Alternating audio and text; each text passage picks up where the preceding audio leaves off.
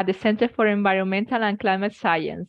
He holds a PhD in geobiosphere science and an MSc in environmental studies and sustainability science, and a bachelor in environmental engineer. His main expertise lies in applied system analysis, systematic dynamics modeling, and facilitation of stakeholder participatory group modeling process. He has been involved in various transdisciplinary research objectives with the main task of analyzing, interpreting, modeling, simulating, and communicating alternative scenarios of complex dynamic environmental and socioeconomic issues with a system approach and within the sustainability criteria. Deniz has been teaching system analysis and system dynamics modeling courses on undergraduate, graduate, and postgraduate levels. Since 2017, Deniz is coordinator and director of studies of bioeconomic graduate research school within the Center for Environmental and Climate Science.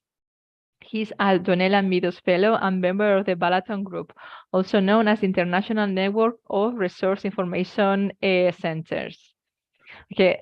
Thank you very much. I'm going to allow you to share a screen. And now the floor is yours.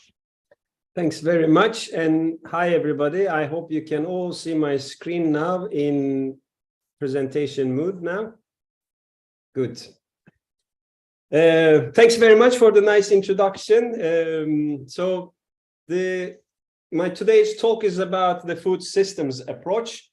As Laura said, I'm a coordinator or chairing an initiative at Lund University. We have a collaboration at the organization level, a collaboration unit called Food Faculty. And I'm chairing that. There we have almost like 200 researchers from all across different parts of the food supply chain. So all faculties and many different departments are involved in this network. And when we discussed talking about the food systems, I clearly noticed that we need a common understanding of what we're talking about. So that's why I prepared this presentation. It's by no means it's an end product. On the contrary, I think there's a lot of work to be done. So that needs collective co-generation of the knowledge that we require. So it's just the beginning of the job, the work. But it tells you on a very meta level, the global food system and why it's important to have the applied system science in the whole food systems transformations that we're talking about. So I will just quickly move on. Today, I will speak only about land-based food production and the rest of the supply chain. So it's aquaculture or the aquatic ecosystems are not included in my talk. So if we look at the agriculture, the crop production, you all know that there's a lot of issues around that with the environmental problems. The food system is responsible for almost 1/3 of the greenhouse gas emissions. We're using 50% of the global habitable land for agriculture. 70% of the freshwater use goes for agriculture globally. And the mass use of nutrients we are spreading all around, and 80%, almost 80% of global ocean and freshwater pollution is directly linked to agriculture. And when it comes to biodiversity, if we exclude humans, 94% of the global mammal biomass is in the form of livestock, this mass industrial livestock animal production. If I move on, this is a supply chain, very simple. You produce crop either for direct human consumption as food or crop for feed to feed the animals. You pack it, process it and pack it, distribute it, make it available in the market, the whole retail mechanism behind that, and ready for consumption. So everything is consumption driven. And of course, you need the resources to perform the agricultural practices that we're talking about here, from land to water, the chemicals, the pesticides that we need, fertilizers, energy, labor, and all kind of, I'm not sure if you see this zoom bar here. I just minimize that so that I can see my screen. The whole raw materials that you need to run the entire system. So everything with the infrastructure, the machinery, etc. And of course, the labor. But we look at closely the land. 1/3 of the Earth's surface is land, and of that, 70% is habitable. And as I mentioned, we use 50% of this habitable land for agriculture. And in that, we have almost 80% used for livestock production, so the meat and the dairy. And this includes the grazing land for the animals, as well as the area that's needed for produce the feed for animals. And to get what? To get 18% of global calorie supply and 37% of the global protein supply. So this figure tells me that there's something wrong in the system. And even here, the protein supply from the animals, it's also the question to an area for the further discussions, like how much of that protein we actually need from the animals. But let's see if time will allow, if we can go into discussions of that. So once again, this one figure tells me how inefficiently we use our resources, our land.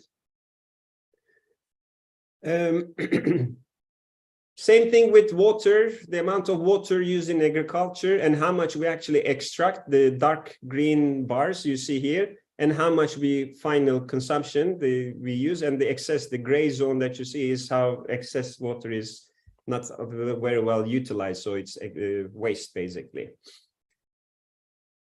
Chemicals, pesticides. This is the pesticide use all across the world. So much, you can see which parts of the world we extensively use the pesticides. And of course, there's so much environmental issues around, and of health issues, of course, with the pesticide use, but I will bring that later. Same thing with the fertilizers, the amount of nitrogen or phosphorus we use. You can see the dominance of the regions again, where agricultural practices, we just spread all the nutrients and using the pesticides and chemicals. Energy, that's sick. If you look at the US industrial food system, we need 10 calories of fossil fuel to get 1 calorie of food. So this is our energy input, and this is what we get for that input, 1 to 10, the ratio. So the figures tells me that there's something wrong in the system. So we use our resources not very effectively, efficiently, and mass use of that without really thinking about the recycling or cascade use of these resources is problematic because we have this massive environmental problems impact. And as I said, everything is consumption driven. So it's the culture, the level of education, access to information, whether direct, the information that you get from the packaging, the whole traceability and transparency of the system.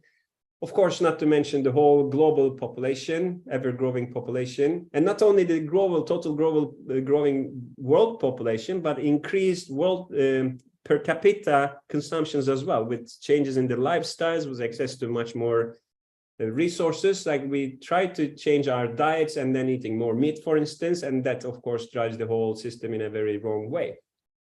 But consumption is driven with many other parameters out there, from segmented values to the priorities, how much time or money or availability we have. So I will not go deep into these things, but the consumption is something to look into very deeply, the consumer preferences, where the whole driving force to the food production, land-based food production that we're talking about. And as I said, the way we use the resources, I already mentioned the problems associated to that, the whole land use and the deforestation caused by the land use, leading to biodiversity loss, one thing. The way we use our land for agriculture, the loss of the fertility, the healthy soil, it's a big problem at the moment. The water scarcity, energy scarcity, the pollution in water and soil, eutrophication, as I mentioned, energy scarcity is extremely important. If you look at the biodiversity loss, it's sick. Again, like 75% of the world's food, it comes from only 12 plants and 5 animal species. So it's not only the way we use the land and deforestation, and because of that, the biodiversity loss, both above and below ground, but it's also the way we do the agriculture, the way monoculturing and plant breeding, and the way we use our crops. Like if we just look at closely the century, beginning of the century, say we had like 500, almost 500 different types of lettuce, whereas towards the end of the century, we have only less than 40 type of lettuce, because the selection of this, the crop types, and then going for that as monoculture, that's one of the main driving reasons for the biodiversity loss. And everybody talks about the emissions. If we look at closer, where we said that 1/3, almost 26% of the global emissions comes from the food sector, that's the biggest sector, even bigger than the transportation and energy. So if we look at this sector closely, we see that 80% of these emissions comes from the primary production of the supply chain. So it's the way we use the land, it's the way we produce the crop, agricultural practices, and it's the way we produce the animals. So the fisheries stands for 1%, so it's 30% from the land-based animal production. So 80% is from the primary production. It's only 18% from the rest of the supply chain, 4% from processing, 6% transport, 5% packaging, and 3% retailing. So this is why I felt like if we have a common understanding of what we're talking about, because we're excellent in what we're doing in our own discipline, in our own sector, even if it's too siloed way of working, but still we try to address all these issues. These are not new things, the things that I'm talking about. But when I hear people talking about, okay, we will use this type of special decompostable bio-based degradable packaging material to address the climate emissions, then I get a little bit like, hang on a second, look at the impact here if you do something in the primary production. And don't get me wrong now, of course, I'm not saying we should not do this kind of excellent job, because that's needed definitely for, especially for emerging bioeconomy. That's what I work with as well. But maybe our starting point, or where we see the problem and then how we address this problem, can be the narrative behind that can be differently. So if you say that with this packaging, we will increase the shelf life, and then this will reduce the amount of waste, and then emissions related to this waste, emission reductions from that way is something totally different. So that's why I feel like we need a common understanding of a very big picture, of the holistic picture of the food system. And this is emissions. If I go forward, same thing with the food waste and loss. There's everywhere in the supply chain. If we look at the figures from China, for instance, what they produce in the food system, 27% of that is considered as lost and wasted. And the vast majority occurs in the post-harvest handling and the storage phase. So 24% during the production, 45% during the post-harvest and handling, some in the rest of the retail supply chain, and then 17% during the consumption phase. And this is somehow different than the European figures. Correct me if I'm wrong, but in Europe we have like 20%, around 20% of what we produce is considered waste and lost. And of that, 46% occurs in the consumption phase. So as compared to China, it was 17% in China, 17%. Here in Europe, we have a much higher rate of loss and waste during the consumption phase. And there are many, of course, different reasons for that. We're good and efficient in the post-harvest and handling phase, where we have perhaps better facilities and infrastructure for that. And with the culture and the way we see food as resources is different perhaps in Europe and China. That's why we have higher rates as compared to the Chinese one. And talking about waste, as I said, the emissions related to the amount of waste. So if we consider the amount of waste and the emissions associated to that amount of waste, it accounts for 6% of global greenhouse gas emissions. So if you think of this as another country, it's the third biggest emitting country in this case after US and China. So it's massive.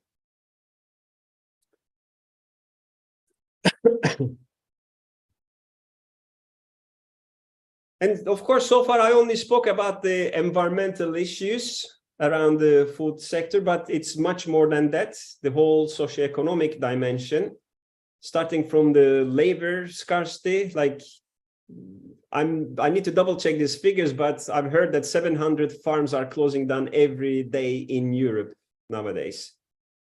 The whole animal welfare, the way we produce the animal and the whole animal welfare around that discussions.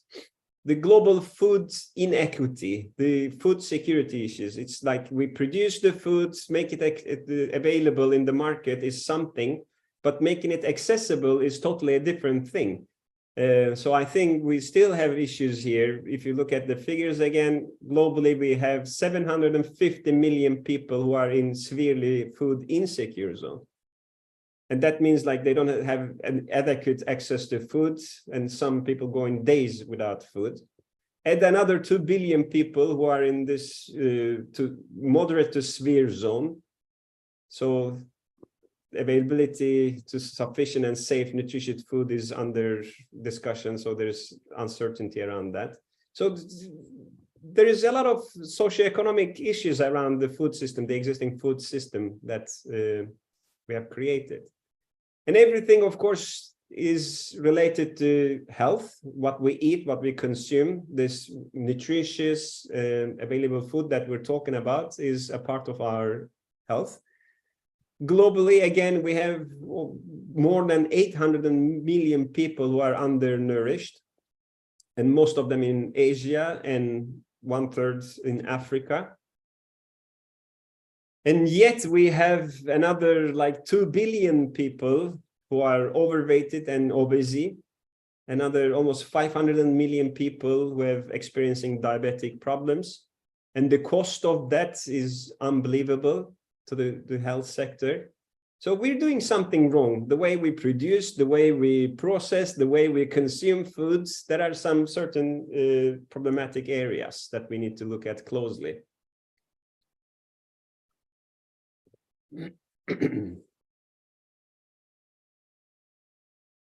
So if we just consider the amount, the impact to the environment, and especially the climate, when I see that the animal production is directly linked to 60% of this 26% of global greenhouse gas emissions, then I feel like the animal production is a problematic area, a leverage point that things can be done differently. So the animal production itself is responsible for 30% of the emissions. The feed, the crop that we produce for feed, it's another 6%.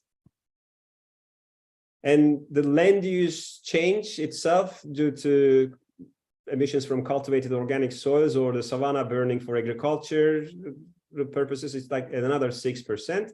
And the whole deforestation, because opening up the land for agriculture accounts for another 18. So if I add up these things, and not agriculture in general, but agriculture for livestock production, so producing the feed and providing the grasslands for the animal production. So that accounts for 60% of that amount, the 26% of the emissions. If we can diversify our proteins, whether it's plant-based or it's cultivated from animal cells or microbes, or if it's precision fermentations, if it's insects, whatever alternative is out there, if we can diversify our proteins, alternatives to the plant-based proteins, and then if we can take away this pressure from the animal production, meaning that not feed production, not deforestation due to our land use, and reduce emissions for that, for reduced biodiversity loss because of our activities, reduce our activities. So there is a potential actually to do something in the system on a systemic level. And then, of course, if I just say as an example, and when I speak about the proteins, like this is the work I'm actually doing. This is my focus area. My research is into like modeling systems, the complexity, what happens in each all of these bubbles, the cause-effect relationships, the feedback loops in the systems, the time delays, so that I can identify these leverage points and then come up with the right action, whether it's an incentive or a policy or a new technology, innovation that we're talking about. So how we can conceptually model, I don't expect you to understand or see anything in there, but try to understand this complexity conceptually together with stakeholders, and not only from academia, from different disciplines, but from outside as well, different sectors involved, because food touches on many different sectors, from energy to transportation. So how we can understand this complexity properly and model conceptually the system, so that we can go and model numerically, so the whole differential equations behind all these model formulas, and finding the right data, and then make some decision support tools and models that you can make alternative scenarios and see, okay, if I change this parameter in my system, how would that affect the whole system behavior, etc., etc. So this is what I'm mostly interested in. But to come to that level, I think we need to have at least it's this most simple as possible understanding of this global food systems, so that we can move on with the discussions, a common basic understanding, a background. So taking the plant-based, for instance, if we want to diversify the animal-based alternative proteins, and then find some alternatives to the animal-based, say the plant-based is an option, then how can we combine this sustainable agricultural practices in the most efficient way, so that we address these issues as well? And here I'm just taking an example of fertilizer use. So with precision farming, for instance, you can actually address most of the stuff, and then instead of spreading all your fertilizers all across, and then they find their way all the way in the water bodies or dispersed, and talking about the phosphorus scarcity globally, how important it is to use our resources effectively, efficiently. So precision agriculture and using nutrients, dropping wherever it's needed, is definitely one thing to look closer. Or the financial incentives. It's not like 60s or 70s with the green revolution we had mostly in India, with access to cheap, if not free, fertilizers, and then just maximizing yield by spreading all over. We don't have that luxury any longer. We can actually simply shift from certain crops to other crops, such as legumes, the beans, peas, and lentils, because by default, they're miraculous, so they don't need that much fertilizers with all this nitrogen fixation abilities. Or the advancements in the plant breeding.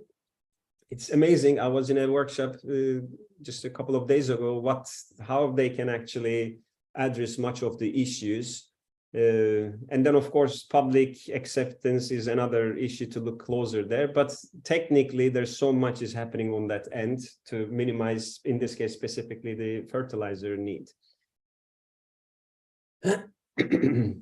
And of course, again, if I may continue with the plant-based alternatives, so doing the right way agricultural practices, which is a part of the whole regenerative agriculture, and I'm pretty sure that you already heard about this as well. It's like one of the top policy priorities in Europe and in US, in different parts of the world as well.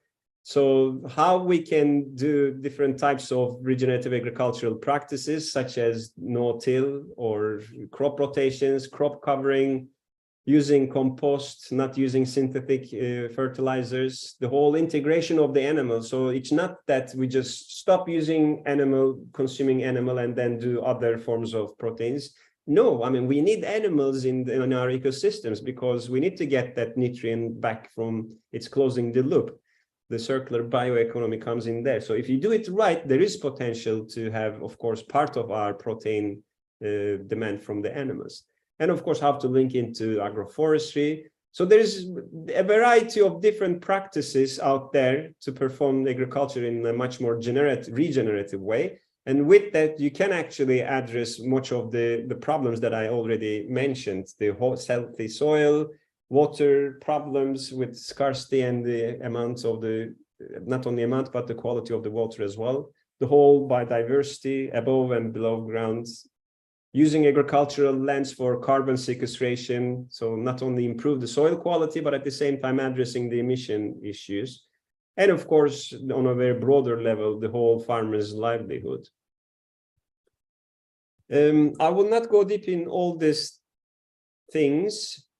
But again, I mean, I don't know the participants' background, but so far I only talk about the plant-based, but there's so much is happening in here. I mean, everything from solar panels, this Finnish company using only carbon dioxide and microbes in reactors, and with the energy required, they can produce foods, the alternatives. The whole cultivated meat is another thing. But the question is, we need to understand this complexity in a much better way, because at the moment there's so much is happening, but at the same time, so much is lacking. The whole supportive legislative regulatory frameworks around the whole new novel products, it's not there yet in Europe.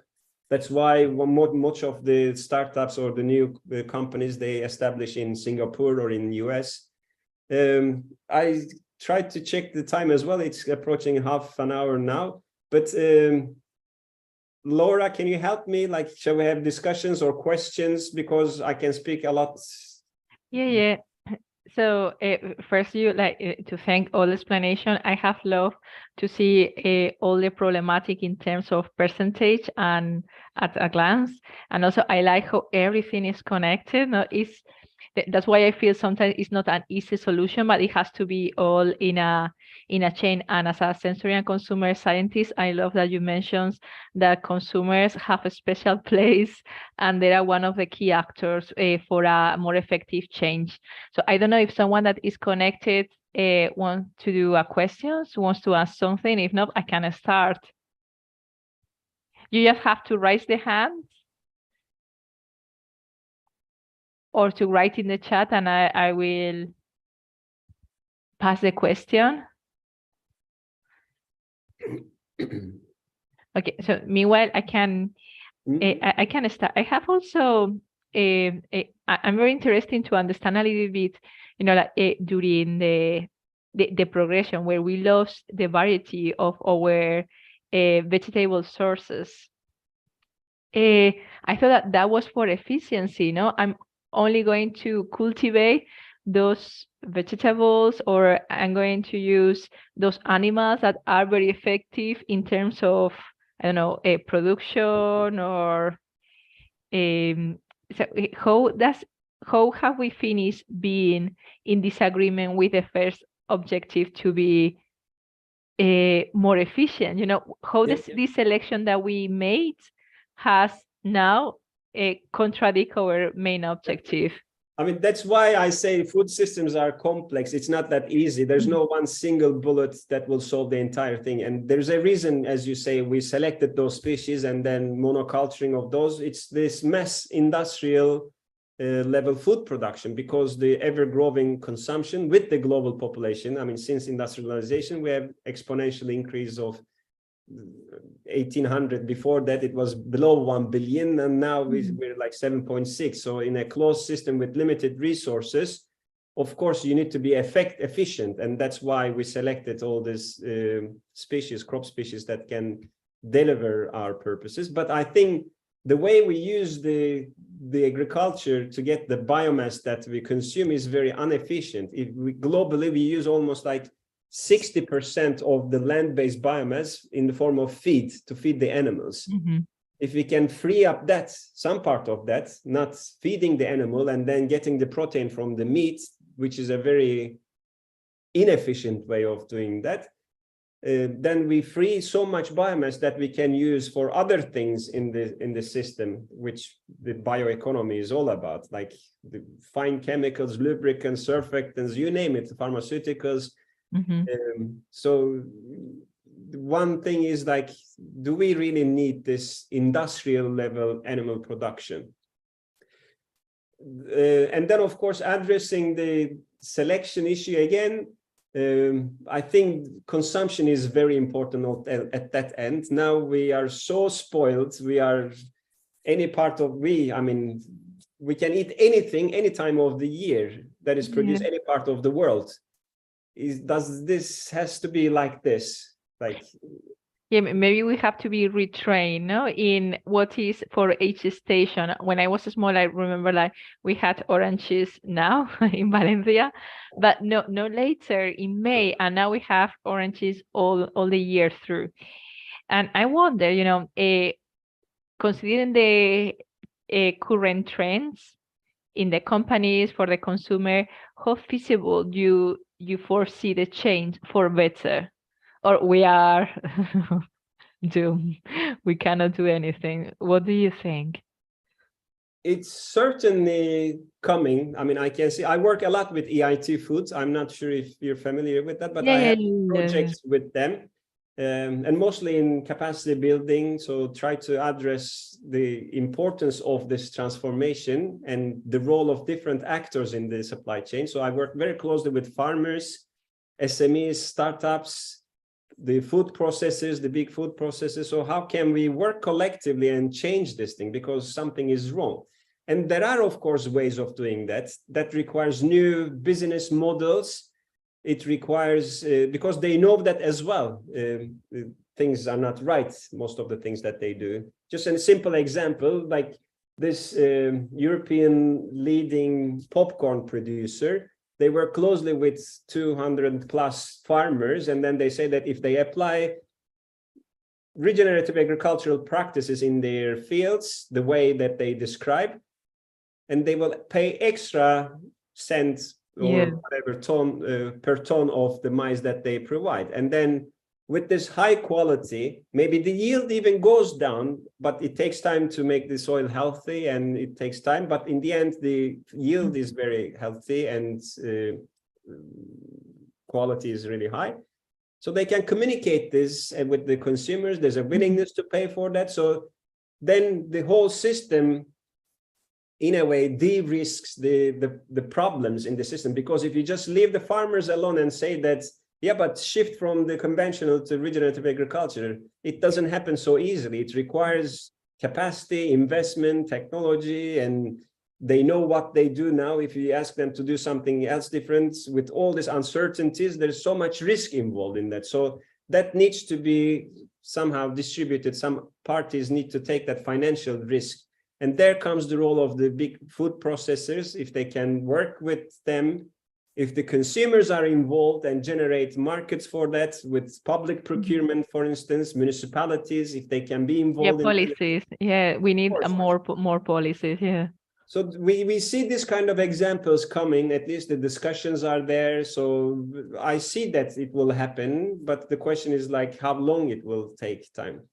And it's same thing with other type of alternative proteins, more on the lab grown or so there's a lot there. I'm fascinated with the amount of work.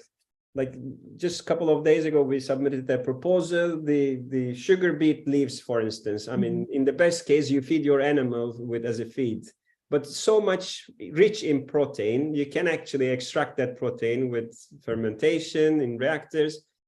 You can even take the anti-nutrients out. So there's a high valued product there so that you can use, and you can create the company and job opportunities, impact to regional development on that end. And it's not only that, the rest can go, one stream can go to biogas production, one stream can go to biofertilizer production. You can make packaging material with the rest. So the whole beauty of bioeconomy is what resources you have in these bioregions, and in what effective way you can use them so that you get.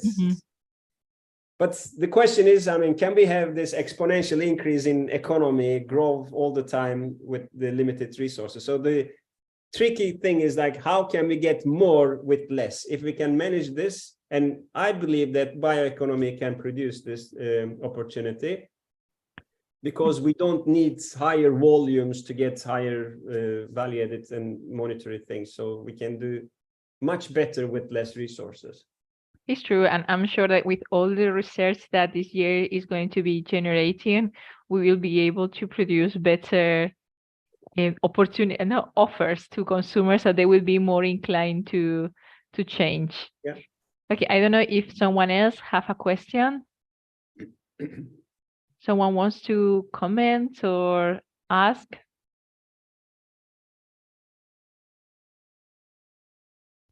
Okay, I think that's all.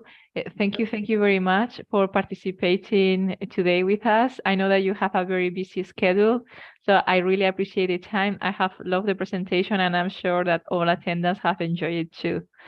Thank you very much, Deniz. Laura. Thank you for giving me opportunity to speak here today. Have a nice day.